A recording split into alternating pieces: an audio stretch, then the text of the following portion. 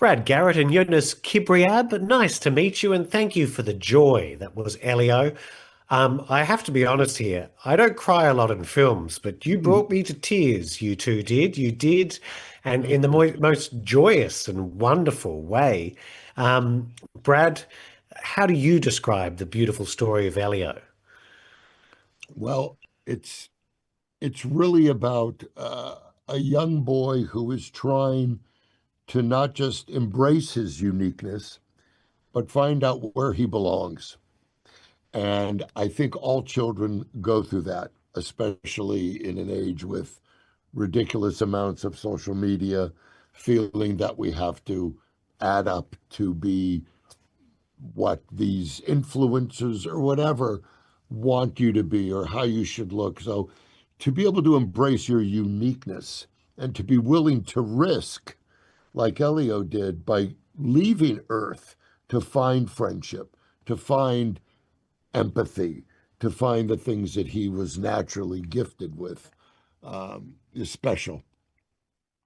That is the story, and you sum it up wonderfully. Jonas, we're two old men. I'm saying, speaking for you, Brad, and me. Yep. You're the young person in this story. You're the star of the show. Where did you find the grounding to be able to bring it so to life? Because you did it so well. Thank you. Bringing Elio to life was such an it was a crazy experience. I remember just reading Elio's character description and being like, "Wow, I this kid is like me almost."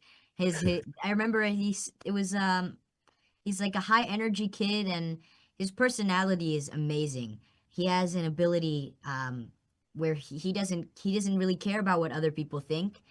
He's also such a creative person and that's what I really love about him and that's what drew me to the character.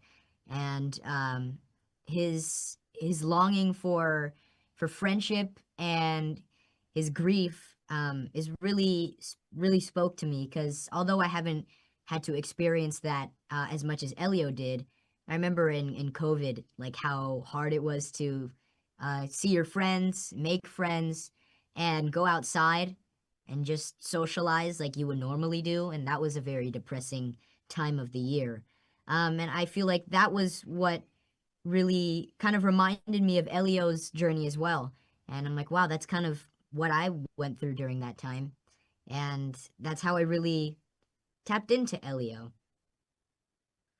You did fantastically. Now, Brad, you get to play Lord Grigon. You get to do the fun stuff. Like at a point in your career, my goodness, do you pinch yourself when you go to get to choose these jobs, I'm assuming, or they knock on the door and say, do you want to be a Lord in a Disney Yes. Pixar animation film? I mean, fun stuff, yeah?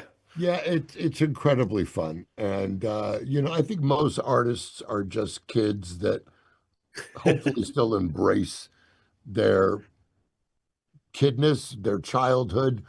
And what's great about animation is you really get to tap into that. But I'm very, very grateful, I mean, with what's happened in my life and to work with Pixar.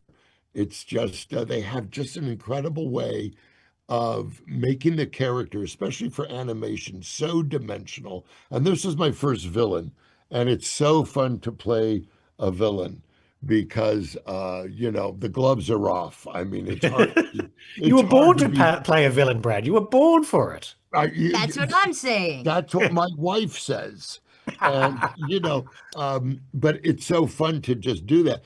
But again, in the Pixar fashion, they created a villain that is able to go to a place he's never gone in his life, to a compassionate, caring mode as a father. And you know, that was proposed to me late in the recording. After a couple of years ago, we have this idea Oh, about wow.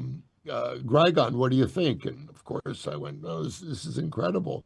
But we all find ourselves through Elio, and that's what's wonderful. His uniqueness, his his courage to find who he is, his fearless freedom in this film is what, that was the thread that connected all of us being better, the empathy which this world needs more than ever. It's almost a distant commodity to find that nowadays.